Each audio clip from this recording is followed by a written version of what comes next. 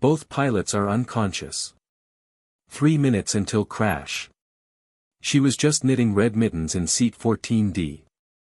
Gray hair. Old shoes. Just a grandmother. Nobody noticed her. Nobody knew she had 8,200 flying hours.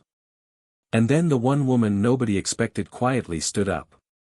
Before you watch full story, comment below from which country are you watching. Don't forget to subscribe for more amazing stories. The clock on the wall at Stockholm Arlanda Airport said 5:23 in the morning. It was Monday, February 12, 2024. Outside the massive glass windows of the terminal, snow was falling. Not the light, pretty kind of snow that makes children excited. This was the heavy, steady, serious snow of a Swedish winter morning that has no interest in being beautiful. It fell straight down in the dark, covering the airport runways and taxiways in a thick white blanket, and the orange glow of the runway lights reflected off it in a way that would have been pretty if anyone had been awake enough to notice. Inside the terminal, the fluorescent lights were harsh and bright, the kind of lighting that makes everyone look tired even if they are not tired. The heating system was working hard against the cold outside, and the air smelled like coffee and jet fuel and the specific smell of an airport in the early morning, which is different from any other time of day. Travelers moved through the terminal slowly, dragging carry-on bags across the polished floor, holding paper cups of coffee with both hands like the cups were the only warm things in the world.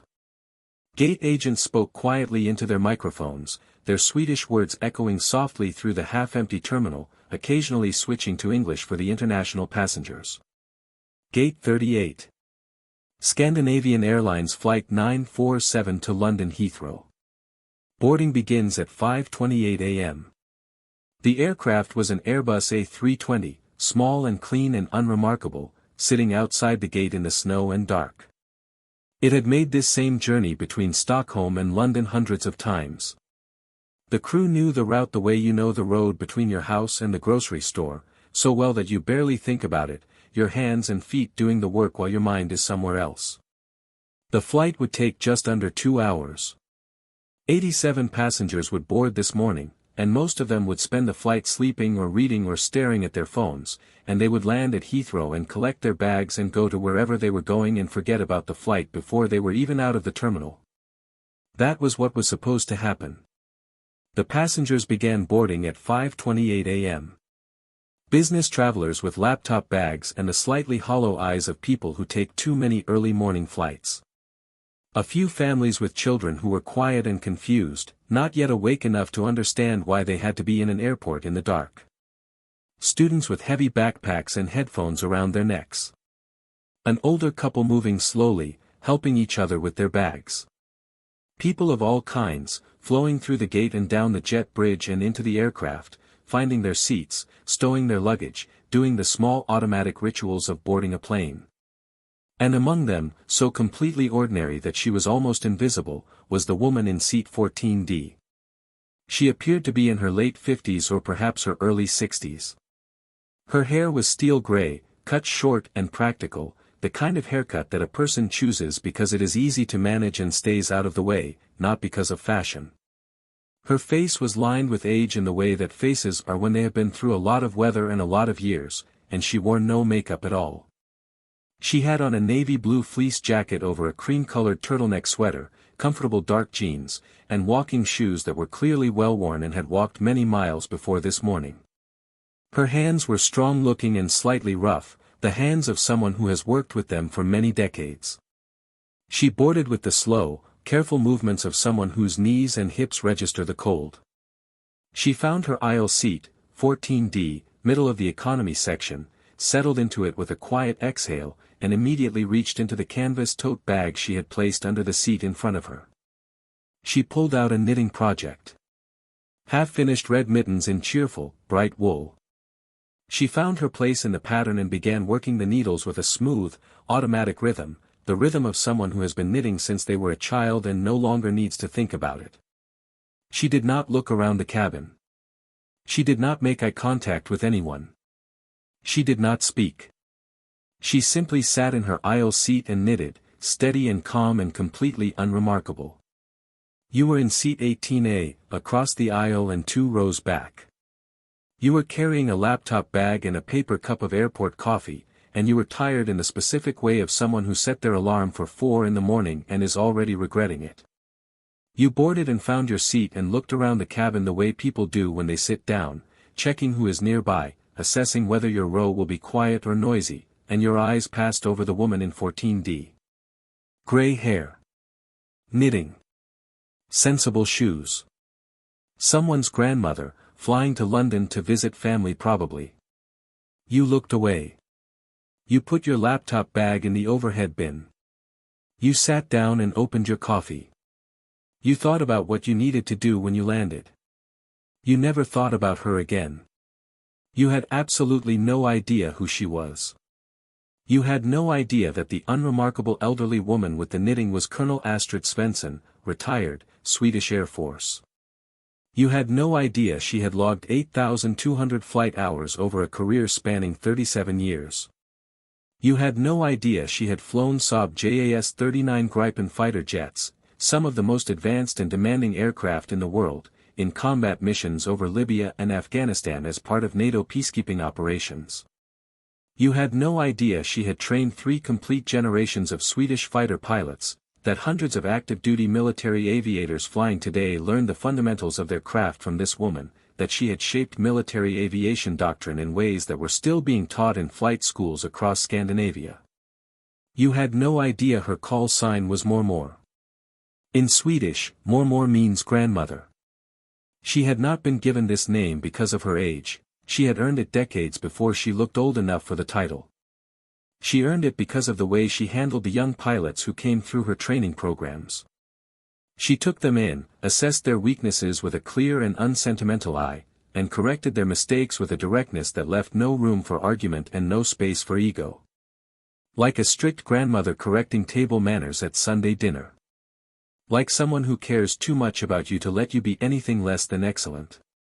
Young pilots were initially terrified of her and eventually devoted to her, because she made them genuinely better and she knew it and they knew it. You had no idea she had survived 2 ejections, one over the Baltic Sea in winter conditions, one over a training range when an engine failure left her no other option, and walked away from both. You had no idea about the 43 emergency landings she had made across different aircraft types throughout her career, or the time she landed a Gripen with a complete hydraulic failure using only engine thrust in a technique she improvised in the moment, controlled the aircraft entirely with throttle movements, set it down safely, and then spent the next several months working with engineers and flight instructors to codify what she had done into a formal procedure that is now taught to NATO pilots as a standard emergency option. You had no idea that retirement had nearly destroyed her. 6 years ago, Colonel Astrid Svensson had reached the mandatory retirement age for Swedish military pilots. The regulation was clear and it was final. At 58, she was required to stop flying professionally, regardless of her medical fitness, regardless of her demonstrated skill, regardless of the fact that every proficiency check she had taken in the years leading up to retirement showed her performing at the highest levels. The regulation did not care about any of that. It cared about her age. She fought it. She wrote appeals. She requested evaluations. She spoke to everyone she could find who might have the authority or the inclination to make an exception.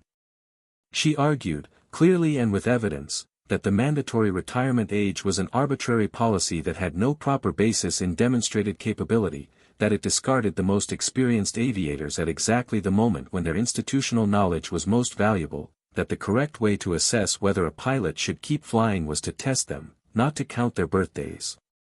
She lost every argument. The first year of retirement was very bad. The word that her doctor used was depression, and it was the right word. She sat in her apartment in Stockholm and felt the specific hollowness of a person who has had their most essential thing taken away and been told it is for their own good. Her children became worried. They staged a kind of informal intervention, taking turns visiting, calling frequently, watching her with the careful eyes of people who are frightened for someone they love. Her doctor prescribed medication. She took it. It helped a little. What actually helped was buying a small Cessna 172, a tiny, simple propeller aircraft, about as far from a Gripen fighter as you can get while still being an airplane, and starting to fly on weekends at a private airfield outside Stockholm. It was not the same. She knew it was not the same. But it was flight. It was her hands on controls and the ground falling away below her and the specific quality of silence that exists at altitude, and it kept something essential alive in her that might otherwise have gone dark permanently. She spent the 6 years of her retirement attending aviation conferences, writing articles for aviation publications, and arguing, consistently, patiently, with carefully gathered evidence, that mandatory age retirement for pilots was bad policy. She argued it in print. She argued it in conference panels. She argued it to anyone who would listen. Some people agreed with her. Most people listened politely and then went back to doing things the way they had always been done. She had also, in those 6 years, spent considerable time on flight simulators.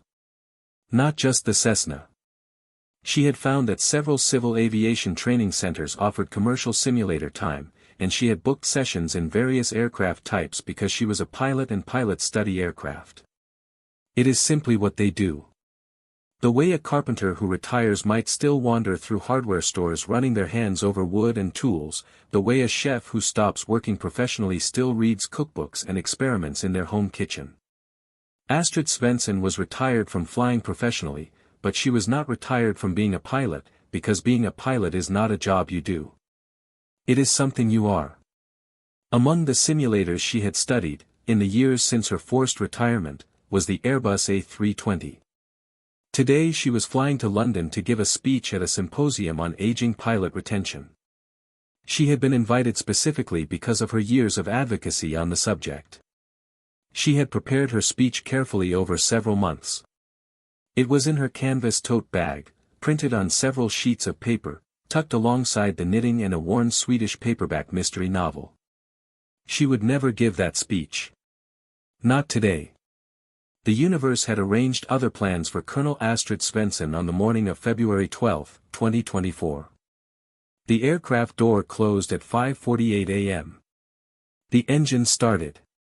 The A320 pushed back from the gate into the snow and dark, moved along the taxiway with its navigation lights blinking steadily, and at 6:24 a.m. the wheels left the Swedish ground and the aircraft climbed into the black winter sky. Captain Eric Anderson had been flying for Scandinavian Airlines for 14 years. He was 48 years old and had 12,000 hours of flight time, which is a very large number and represents a great deal of accumulated knowledge about how aircraft behave and what to do when they misbehave. He was a careful, competent pilot with a steady reputation and a calm manner that his colleagues appreciated. He had flown the Stockholm-London route many times. This morning was routine in every way. His first officer was Lisa Bergström, 32 years old, 4,800 hours, smart and focused and building a career she was proud of. She and Anderson worked well together. They had flown together several times before and had developed the easy professional shorthand of people who trust each other's competence. At 6:35 a.m., 11 minutes after takeoff, when the aircraft was climbing through 22,000 feet and the autopilot was engaged and everything was smooth and routine, Anderson reached into his flight bag and brought out a thermos. "Want some?" he said. "My wife made it this morning. 4 o'clock, she got up to make it. She always does that for early flights." Bergström looked up from the flight management computer. "Sure. Thank you." He poured her a cup. He poured one for himself. They drank. The coffee was good. Dark and strong, exactly what you want at 6:30 in the morning at 22,000 feet. What neither of them knew was that Anderson's wife had made the coffee using water from their kitchen, and that their kitchen had a problem. 2 days earlier, a new water filtration system had been installed by a contractor. The installation had been done incorrectly. A small but significant error in the connection had created a situation where carbon monoxide, an invisible, odorless gas, was slowly leaking into their kitchen and contaminating their water supply. Everything made with that water since the installation contained trace amounts of carbon monoxide. The concentration was not immediately dangerous in the way that a large sudden exposure would be. It was slow and quiet, the way carbon monoxide poisoning usually is. The coffee in the thermos had enough contamination to cause serious problems in an enclosed space. And a cockpit is a very enclosed space. Carbon monoxide works by binding to hemoglobin in the blood, taking the place of oxygen, slowly depriving the brain of what it needs to function. The first symptoms are headache and dizziness and a feeling of confusion that is easy to mistake for tiredness. It is a particularly dangerous poison because it gives you almost no warning before it takes you completely. At 6:41 a.m., 16 minutes after they drank the coffee, Anderson blinked and shook his head. "Strange," he said. "I feel dizzy. Sudden." Bergstrom had a hand pressed to her temple. "Headache. Starting fast. And nausea." "Maybe," Anderson started. He did not finish the sentence. At 6:47 a.m., Captain Eric Anderson slumped forward in the captain's seat. His eyes closed. His hands fell from the controls and into his lap. He was breathing, but he was completely unconscious and completely unreachable. 6 seconds later, First Officer Lisa Bergstrom's head dropped sideways against the cockpit window. She made a small sound, almost like a sigh, and then she was gone too. In the cockpit of Scandinavian Airlines Flight 947, both pilots were now unconscious. The aircraft was at 31,000 feet over the North Sea, approximately 180 miles from the Norwegian coast, traveling at Mach 0.78, about 560 miles per hour, on autopilot. The autopilot was working perfectly. It was maintaining the aircraft's altitude and heading exactly as programmed. It would continue to do so for as long as the fuel lasted, which was approximately 4 hours and 20 minutes. The instruments showed nothing wrong. The aircraft was flying beautifully. There were 87 people aboard and no one was flying it. Senior Flight Attendant Maya Carlson had been working for Scandinavian Airlines for 19 years. She was 44 years old, experienced and professional, the kind of person who handles problems calmly and efficiently because she has genuinely seen most problems before. She ran the cabin with a quiet competence that the junior flight attendants respected and that passengers almost never noticed, which is exactly how she wanted it. At 6:52 a.m., Maya walked to the cockpit door to do a routine check, a standard procedure, nothing unusual, the kind of thing she did on every flight. She knocked twice. No answer. She frowned slightly and knocked again, louder this time. Silence. Maya stood at the cockpit door and felt something change in her chest. A cold, dropping sensation. Something wrong. She entered the security code and opened the door. Both pilots were unconscious. Anderson was slumped forward over the control panel, his forehead nearly touching the instrument display. Bergstrom was collapsed sideways against her window, her head at an angle that made her look like she had simply fallen asleep in an uncomfortable position, except that her skin had a pink, flushed quality that Maya had never seen before and that looked deeply wrong. Maya stood in the cockpit doorway for about 2 full seconds. She was not a person who panicked, but 2 seconds is what it took for her brain to fully accept what her eyes were showing her. Then she grabbed the interphone handset on the cockpit wall. Medical emergency in the cockpit. Both pilots are unconscious. I need the other crew here immediately. The 2 junior flight attendants arrived within moments. Maya and one of them checked both pilots, pulses present, breathing present, but completely unresponsive, impossible to wake. The other flight attendant stood in the doorway looking at the 2 unconscious men and the blinking instrument panels with an expression of pure disbelief. Maya looked at the autopilot. She looked at the controls.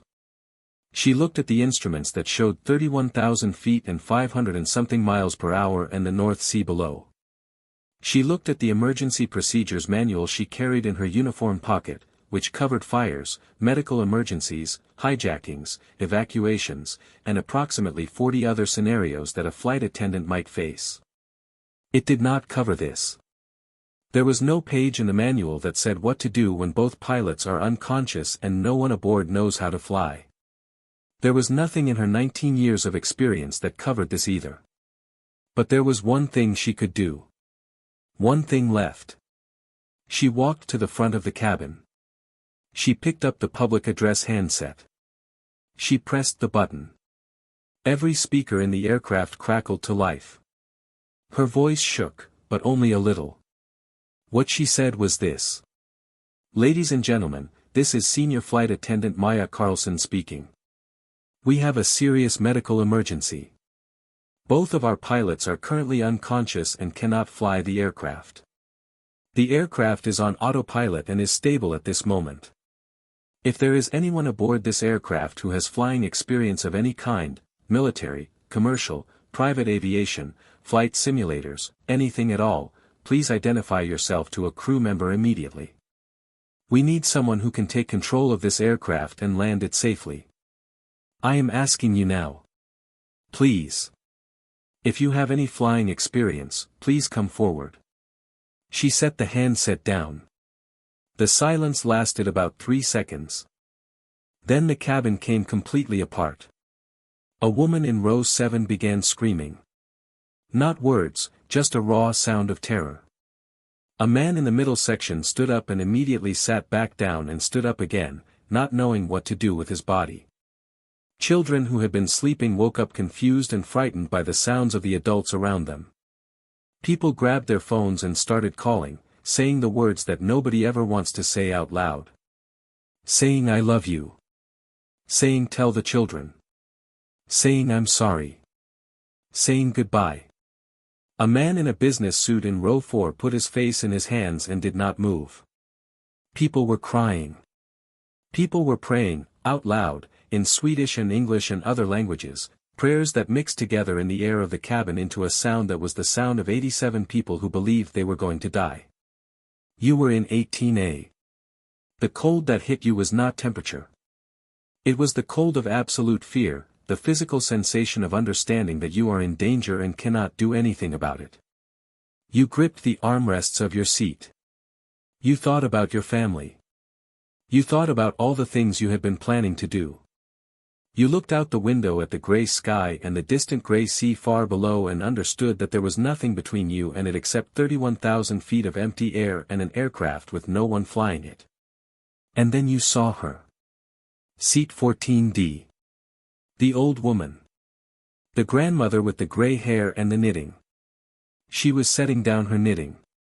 Carefully, unhurriedly, tucking the needles into the ball of red wool the way you do when you're setting a project aside for a few minutes and plan to come back to it. She unbuckled her seatbelt.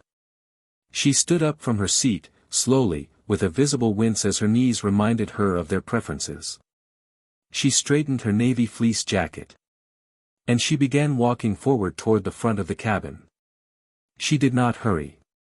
She did not push past people or raise her voice. She walked at the same measured, deliberate pace she had used aboard the aircraft 2 hours ago, the pace of someone who knows exactly where they are going and understands that arriving at the right moment is more important than arriving fast.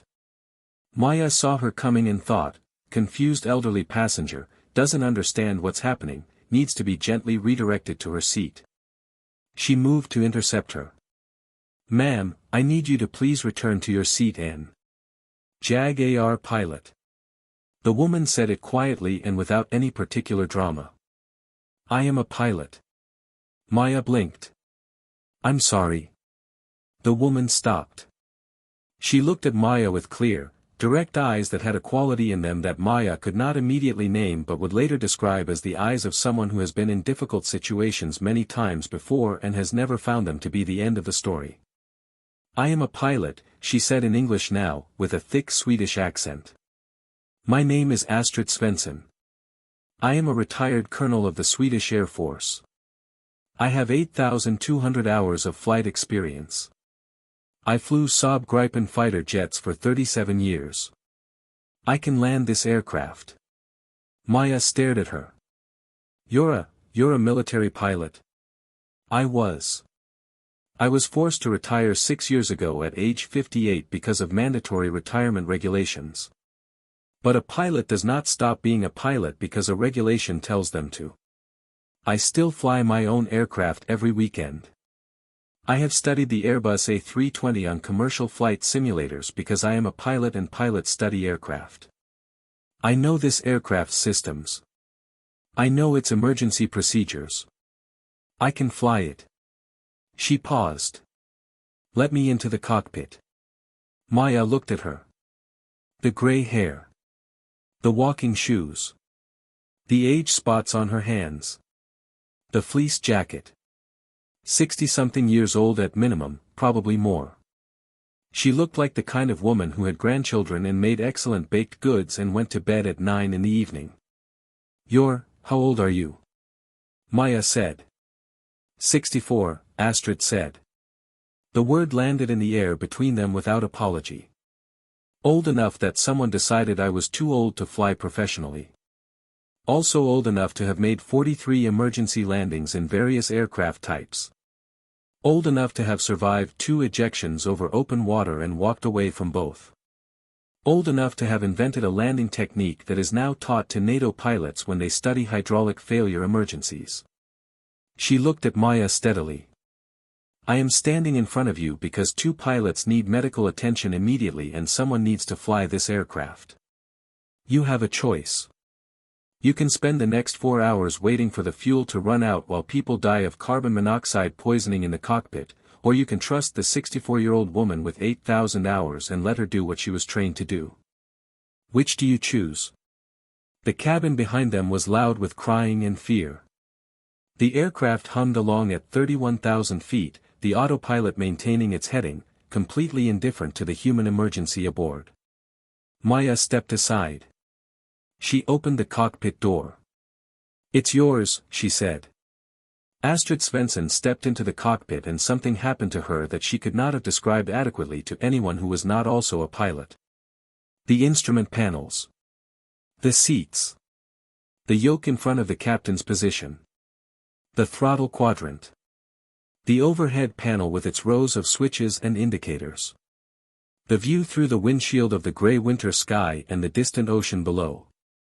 She had not been in a commercial aircraft cockpit in 6 years. She had been in her Cessna's tiny cockpit every weekend, and she had been in simulators, but this was different. This was real. This was 31,000 feet and 87 people and 2 unconscious pilots and an aircraft that needed her. Her mind shifted. It was not a decision she made consciously. It simply happened, the way it had happened at the beginning of every mission for 37 years. The part of her that felt things, the emotion, the weight, the significance of the moment, moved aside, and the part of her that did things came forward. Clear. Focused. Ready. She looked at both pilots. Their skin had that particular pink color that she recognized. Carbon monoxide, she said. Maya. Look at their color. Classic poisoning sign. They consumed something contaminated. Get oxygen on them, pure oxygen, right now. It can still help them. She and Maya and another flight attendant carefully moved Anderson from the captain's seat. Astrid sat down. The seat adjusted. Her hands found the yoke. Her feet found the rudder pedals. The aircraft's weight and movement flowed through the controls and into her hands. It was different from the Gripen, heavier, less immediate, the feedback slower and softer. But it was an aircraft, and it was talking to her the way aircraft do, through vibration and pressure and the subtle language of controls, and she understood it. She read the instrument panel. Her eyes moved across the displays with the automatic fluency of someone reading in their native language. Altitude, 31,000 feet. Airspeed, Mach 0.78. Heading, 240 degrees. Fuel quantity, 52%. Autopilot, engaged. Outside air temperature, minus 54 degrees Celsius. Everything was exactly where it should be. The aircraft had been flying itself perfectly while its pilots slept. Autopilot holding altitude and heading, she said aloud. Fuel at 52%. Approximately 4 hours available. But we land immediately. Pilots need medical attention now. She reached for the radio and pressed the transmit button. Stavanger Control, this is Scandinavian Airlines Flight 947. I am declaring an emergency. The response came immediately, the professional voice of a Norwegian air traffic controller doing his job. Scandinavian 947, Stavanger Control. Go ahead with your emergency. Astrid's voice was completely level. Not performed calm, actual calm, the calm of someone who has been in genuine emergencies enough times that the physiological response of fear has been largely replaced by the physiological response of concentration. Stavanger, we have a medical emergency aboard. Both pilots are unconscious, suspected carbon monoxide poisoning from a contaminated food or drink item. I am a passenger who has assumed control of the aircraft. My name is Colonel Astrid Svensson, retired, Swedish Air Force. I have 8,000 flight hours on Saab JAS-39 Gripen fighters and extensive simulator training on the Airbus A320. I need vectors to the nearest airport suitable for an A320 and I need emergency medical services standing by on the ground. There was a pause. A brief, completely understandable pause from a man who had just heard something he had never heard before in his career. Scandinavian 947, confirm, you are a passenger who has taken control of the aircraft? Affirmative. I am qualified. I need the nearest suitable airport now, please. A slightly shorter pause. Scandinavian 947, understand.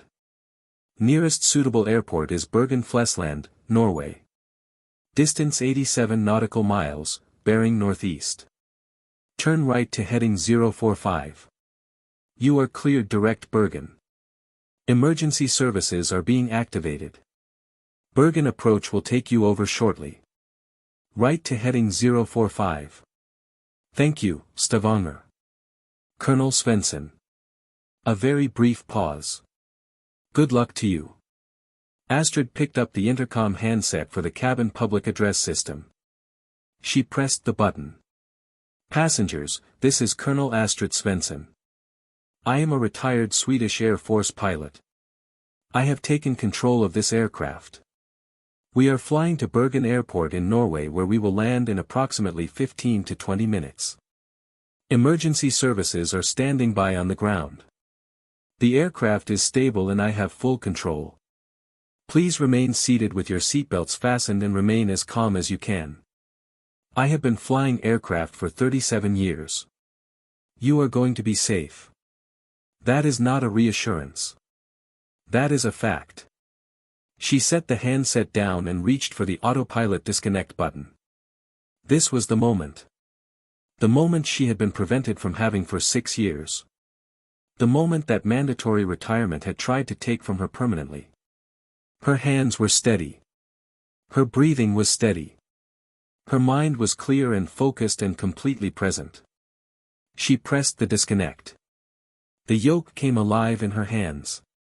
The aircraft was hers now, not the autopilot's, not a computer's, but hers, responding to her touch, giving her its weight and movement and the information of its flight through the physical language of the controls.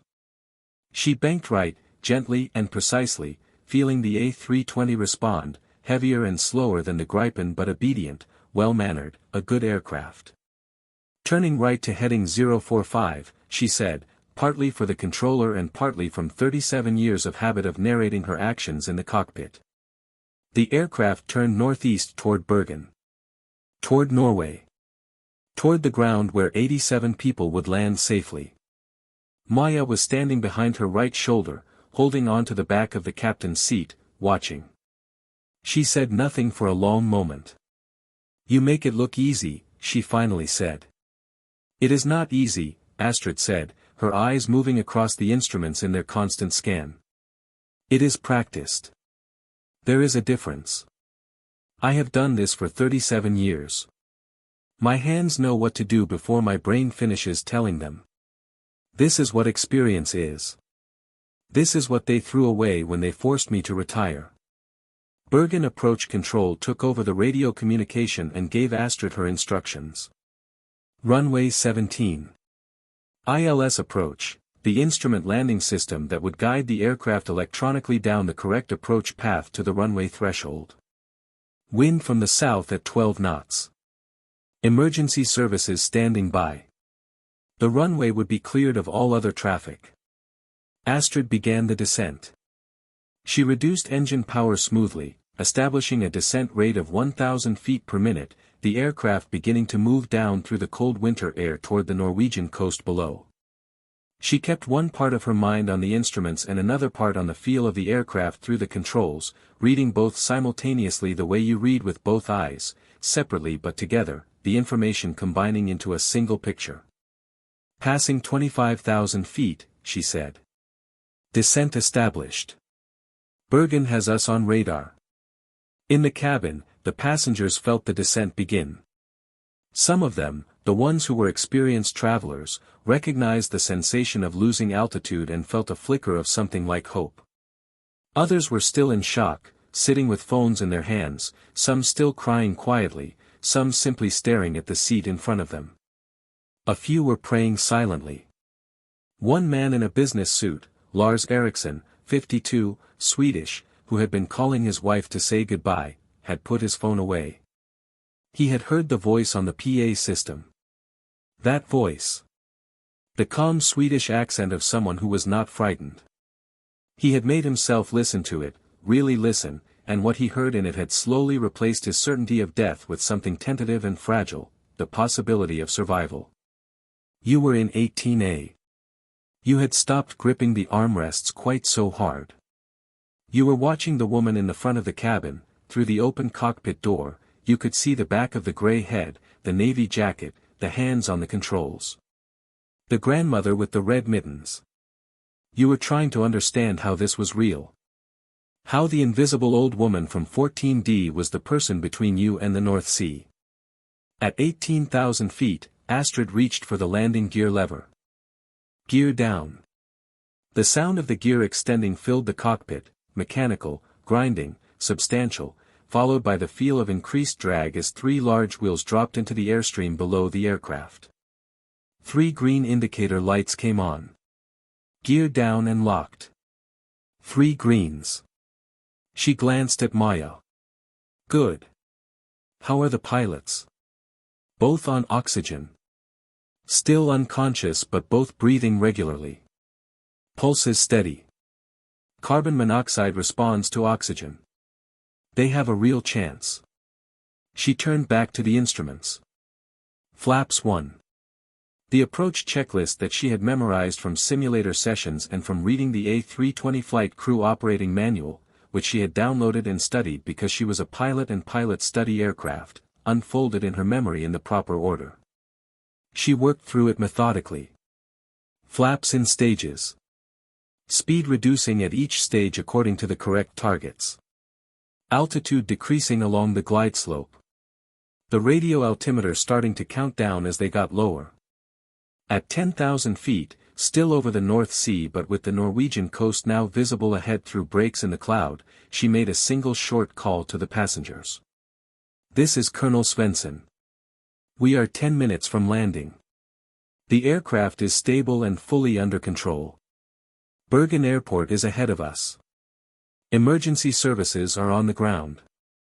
Stay seated, seatbelts fastened. We are almost there. The coast of Norway passed beneath them. Brown and gray winter landscape replacing the gray water. Bergen was visible ahead, the city spread across the hills around its harbor, and to the south of the city, the airport. Bergen approach, Scandinavian 947. Airport in sight. Request visual approach. Scandinavian 947, cleared visual approach runway 17. You are number 1, no other traffic. Emergency services are in position. Wind 190 at 10 knots. You are clear to land. Clear to land. Thank you. She flew the final approach. 7 miles out. 6. 5. The runway ahead grew from a distant line of lights into a concrete surface with markings and lights and the familiar geometry of a landing threshold. Her speed was correct. Her altitude was correct. She was lined up on the centerline. Everything was where it should be. 4 miles. 3. The radio altimeter called out heights below 1,000 feet.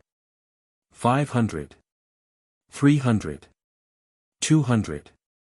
100 feet. Speed 145. Centerline. On glide path. 50 feet above the runway threshold, Astrid Svensson pulled back gently on the yoke. The flare. The last moment of flying before becoming a ground vehicle. The A320's nose rose slightly, its descent arrested, and the main landing gear made contact with the runway with a firm, solid thump, not a bounce, not a hard impact, just a decisive, controlled touchdown. The aircraft rolled. She deployed the thrust reversers, the engines roaring briefly as their thrust was redirected forward to help slow the aircraft. She pressed the brakes steadily, the A320 decelerating smoothly along the centerline, straight and true, speed dropping from 140 knots to 100 to 50 to 30 to 10 to 0. She brought the engines back to idle. She applied the parking brake. The aircraft stopped on runway 17 at Bergen-Flesland Airport, Norway. Maya's hands went to her mouth. Astrid reached forward and began the engine shutdown sequence. Her movements were steady and deliberate and unhurried. She completed the checklist. She set the parking brake properly. She silenced the various alerts that had been triggered by the abnormal operation. Then she sat back in the captain's seat for a moment. Outside the windshield, through the Norwegian morning, the sky getting lighter now, the dark giving way to a pale grey winter dawn, she could see the emergency vehicles converging on the aircraft. Ambulances. Fire trucks. Police cars. Their lights flashing urgently, their sirens arriving first before the vehicles themselves. They had been waiting for her. They were ready. She had been flying for 37 years. She had made 43 emergency landings in her career. This was 44. None of them had carried 87 people who were alive because she was there. She allowed herself one moment. Just one. Then she stood up, slowly, her knees protesting as they always did, adjusted her fleece jacket, and walked back into the cabin. The passengers saw her come through the cockpit door. The gray-haired woman in the navy fleece jacket and the walking shoes. The woman most of them had never noticed when she boarded. The woman from seat 14D. Someone began clapping. Then the person next to them. Then the row behind. Then the entire cabin, all 87 passengers, standing, or trying to stand in the cramped space of the A320, and applauding. Not politely. Genuinely. The kind of applause that comes from people who were certain they were going to die and are suddenly, incomprehensibly not dying. Astrid stood in the aisle and looked at them. The children still crying. The adults still shaking. The man in the business suit who was weeping openly and not trying to hide it. The couple who had their arms around each other. The students who looked too stunned to fully react. All of them alive. All of them here. She nodded. She attempted a small smile. She was deeply uncomfortable with the attention, which struck several people as funny in a way that released some of the tension in the cabin, people laughing through their tears at the sight of the woman who just saved their lives looking embarrassed about it. The paramedics boarded within minutes of the aircraft stopping. Anderson and Bergstrom were removed on stretchers. Both were still unconscious but stable, their color had improved significantly with the oxygen administered in the cockpit, and the paramedics reported that with proper medical treatment they had good prospects for full recovery. They would, in fact, both recover completely. Each would, in the weeks that followed, make a personal visit to Astrid Svensson. Anderson brought Swedish pastries. Bergstrom brought flowers. Astrid made them both coffee, from a machine she had verified was properly installed. The interview with Norwegian aviation authorities took place in a small office at Bergen-Flesland 2 hours after landing. The official across the table from Astrid was professional and careful. "Colonel Svensson," he said, "you understand that technically, operating a commercial aircraft without current certification represents a regulatory violation." "I am aware," Astrid said. I want to be clear that we are not here to pursue any action against you. What I need to understand, for the official record, is how you were able to perform this landing at the standard you did, given that you have not been certificated on the A320. I study aircraft, Astrid said. Always have. I found simulator time at commercial training centers and used it, because I am a pilot and pilots study aircraft. I studied the A320 flight crew operating manual and memorized the normal and emergency procedures. The basic principles of flight are the same in every aircraft. The specific procedures differ, but they can be learned. I learned them. You were extraordinarily calm on the radio, the official said. Our controller in Stavanger said he had never heard anything quite like it. I have declared emergencies before, Astrid said. Multiple times. The correct thing to do in an emergency is to be calm and clear and to work the problem. Panic does not help the aircraft. Focus does. What would you have done if the landing had not gone as smoothly? Astrid considered this for a moment. I would have gone around and tried again. And then again if necessary. I would have landed this aircraft however many attempts it required. The people aboard were depending on me. You do not fail people who are depending on you. That is not an option. The official looked at her for a long time. You were flying to London to give a speech about pilot retirement ages. Yes. I suspect, he said, with the smallest possible hint of a smile, that your arguments will be somewhat better received now. The story traveled faster than the aircraft had. Within 3 hours of landing, it was on every major news service in the world. The headline was essentially the same everywhere, in every language: retired fighter pilot, 64, saves 87 lives after both pilots lose consciousness. The photographs showed a gray-haired Swedish woman in a navy fleece jacket and walking shoes, emerging from Bergen Terminal carrying a canvas tote bag, looking as though she had just come back from a quiet weekend trip somewhere pleasant and was slightly puzzled about why so many cameras were pointed at her. The contrast between her appearance and the story attached to her name was the kind of contrast that the world's attention cannot resist. She looked like what she looked like, someone's grandmother. Someone ordinary. Someone invisible. Which was, as many people immediately began to point out, the entire point. The story became something larger than just the event itself. It became a conversation about assumptions. About how we look at older people, particularly older women. About what we see when we see gray hair and a fleece jacket and assume we understand what kind of person is wearing them. About all the experience and capability and knowledge that is invisible to us because we are not looking for it. The Swedish Air Force's Chief of Staff called Astrid's personal mobile phone the afternoon of the landing. She was in a Bergen hotel room by then, having eaten a proper meal and drunk 2 cups of properly made coffee, knitting the red mitten that she had set down 14 hours ago when Maya made her announcement. Colonel Svensson, he said. The Air Force is proud of you today. Thank you, sir.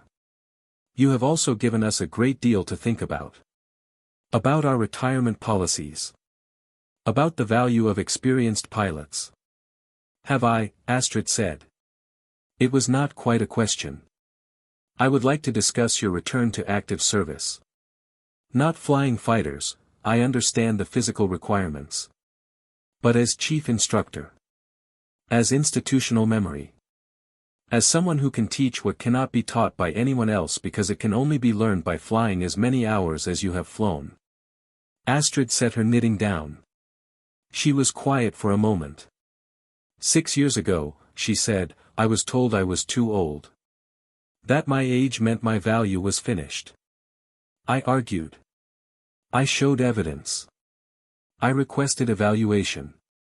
I was told that the regulation was clear and that was the end of it. That was a mistake, he said. I am telling you that directly.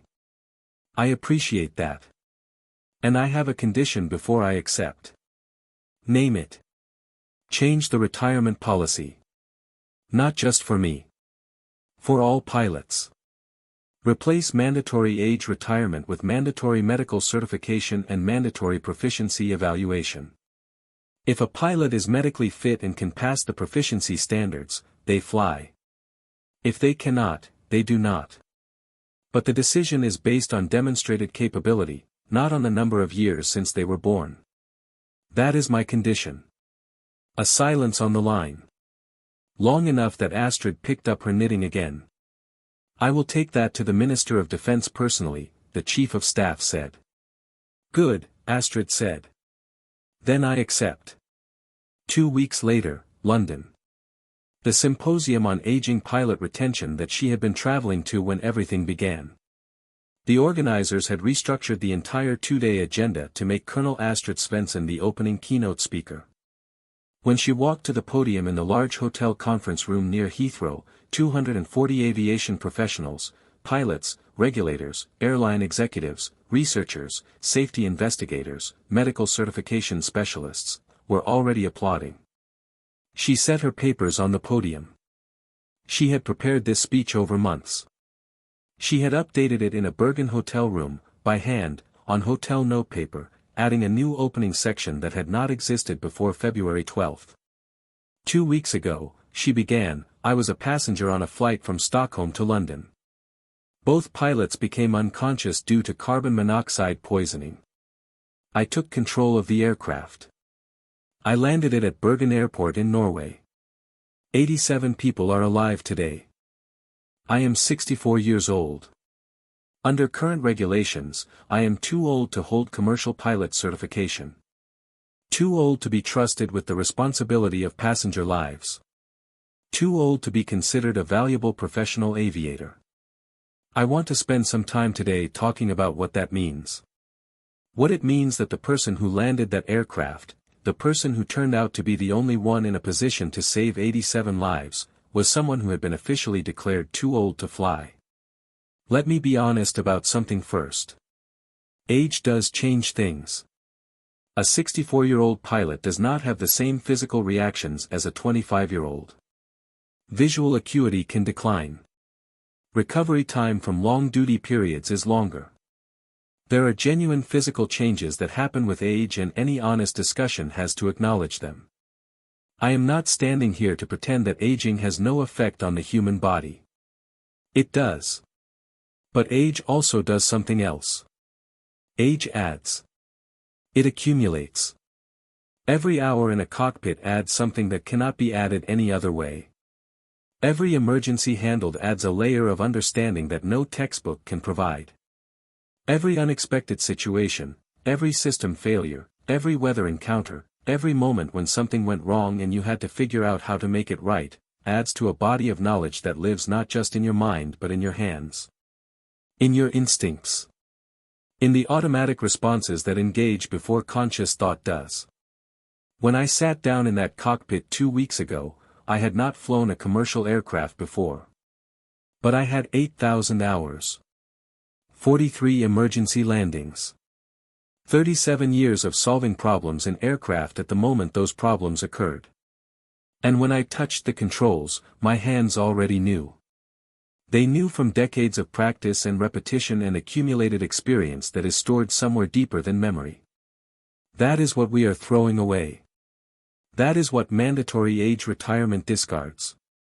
Not the gray hair. Not the stiff knees. The 8,000 hours. The 43 emergencies. The knowledge that exists in a body that has been flying for 4 decades. I was told at 58 that I was finished. That the regulation said so and therefore it was so. I spent 6 years in what I will honestly describe as a form of grief. Not for my age but for my capability, for the fact that I still had it and was not being permitted to use it. And then, on a Monday morning over the North Sea, the question was asked. Not by any regulation. By reality. The question was, is there anyone aboard this aircraft who can fly it? And I stood up and said yes. Because the answer was yes. I am asking you today to build a regulatory system that asks the right questions. Not how old is this person? But can this person fly? Not when were they born? But can they pass a medical examination? Can they pass a proficiency evaluation? Can they demonstrate, in the actual activity of flying, that they are capable of doing it safely? Judge us on what we can do. Not on what a birthday implies. Because experience does not expire. Skill does not retire. The most experienced pilots in the world are being forced out of cockpits at exactly the moment their knowledge has the most value. That is not a safety policy. That is waste. The applause began before she had finished the last sentence, and when it did, the room gave her a standing ovation that lasted long enough to be uncomfortable, which was, as she later told a Swedish journalist, approximately 30 seconds longer than she would have preferred. 6 months later, on a Tuesday morning in late August when the Swedish summer was at its best and the air had that particular quality of Northern European late summer light, clear and golden and somehow both warm and clean at the same time, Colonel Astrid Svensson drove through the gates of a Swedish Air Force base. The guard checked her identification. Her new identification, with her new role printed on it. He looked at the card and then at her and then back at the card with the expression of a young man trying not to show that he recognizes someone, failing, and then saluting correctly. She returned it. She parked and walked to the flight line. The walk was easier than it had been in February. Summer agreed with her knees. She was wearing a flight suit, the first time in 6 years, and it fit her exactly as it had the last time she wore one, which she considered a minor personal victory over the passage of time. Her colonel's rank was on her shoulders. Her name was on her chest. Her call sign patch was on her left arm, Mormor. In front of her, in the morning sunlight, was a row of Saab JAS-39 Gripen fighter jets. She had flown these aircraft for 37 years. She had taught hundreds of people to fly them. She had pushed them to their limits in ways that would have been reckless in less experienced hands and were perfectly safe in hers. She had a relationship with these aircraft that was not sentimental exactly but was something built from decades of shared experience, from trusting them and learning their behavior and knowing what they could do. She was not flying today. Her role was instructor, advisor, institutional memory. The policy change that the Chief of Staff had taken to the Minister of Defense had been made. Mandatory age retirement was gone, replaced with mandatory medical certification and mandatory proficiency evaluation on a regular schedule. Astrid Svensson, medically certified and proficiency tested at the highest standard, was back. She was chief instructor pilot. But she might fly. The medical and proficiency certification left that door open. She hadn't decided yet. For now, she was here, on the flight line, in a flight suit, where she belonged. A young lieutenant approached her from the direction of the squadron building. Female, perhaps 25, with the alert and slightly overconfident energy of a new fighter pilot who is talented and knows it and is still learning what knowing it is worth. "Colonel Svensson," she said, coming to attention. "I'm Lieutenant Sarah Lindqvist. I was just assigned to the squadron. I wanted to introduce myself." "Welcome, Lieutenant." Astrid looked at her with the clear, measuring look that 3 generations of Swedish fighter pilots had learned to take seriously. "Ready to work?" "Yes, ma'am." Lindqvist hesitated for just a moment. "I heard what you did. On the airliner. Everyone's heard about it. In the squadron they're all saying you're a legend." Astrid was quiet for a moment. "I am not a legend," she said. "I am a pilot who refused to believe that age makes you useless. That is the only thing I am. And I want you to remember it, not because of me, but because of what it means for you. You are 25 years old today. One day you will be 64. And someone may tell you that you are finished. That your time is done. That your age has decided something about you that your skill has not. And I want you to remember this: I landed an airliner at 64 that I had never physically flown before, using experience that nobody had been willing to let me use for 6 years. I want you to remember that when your turn comes." Lindqvist nodded. She was quiet in the way of someone genuinely listening. "Now," Astrid said, turning toward the flight line. "We go to work. I want to see your formation break first, then your instrument scan pattern, then your emergency procedure responses. She began walking. I will tell you in advance, I will find things that need improving. How can you know that before you see me fly? Lindqvist said, falling into step beside her. Because you are 25 and talented and confident, Astrid said, with the small dry smile. Every 25-year-old talented confident pilot has things that need improving. This is not an insult. This is the nature of being young and capable. My job is to find them and fix them. Your job is to stop being defensive when I do and to work harder instead. She glanced sideways at the young lieutenant. Can you do that? Lindqvist met her eyes. Yes, Colonel. Good, Astrid said. Then we will get along very well. They walked together toward the aircraft in the golden August light. The Gripen stood in their row, waiting. The sky above the base was clean and blue, the kind of Swedish summer sky that makes you understand why people stay in cold countries, because the summer, when it comes, is worth everything the winter costs. Mormor was back. The woman from seat 14D. The grandmother nobody noticed. The colonel everybody would remember. She had set down her knitting and done what she was built to do, and then she had picked the knitting back up and finished the red mittens. They were done now, sitting in a drawer at her apartment in Stockholm, small and cheerful and unremarkable, and she had gone back to being who she had always been. A pilot. 64 years old. 8,216 hours, counting the Bergen landing.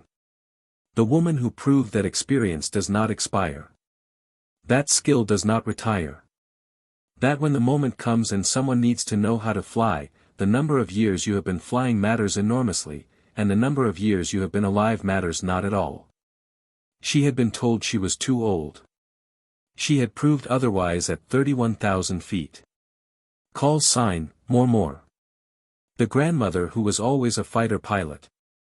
Nobody dies today. Not on her watch.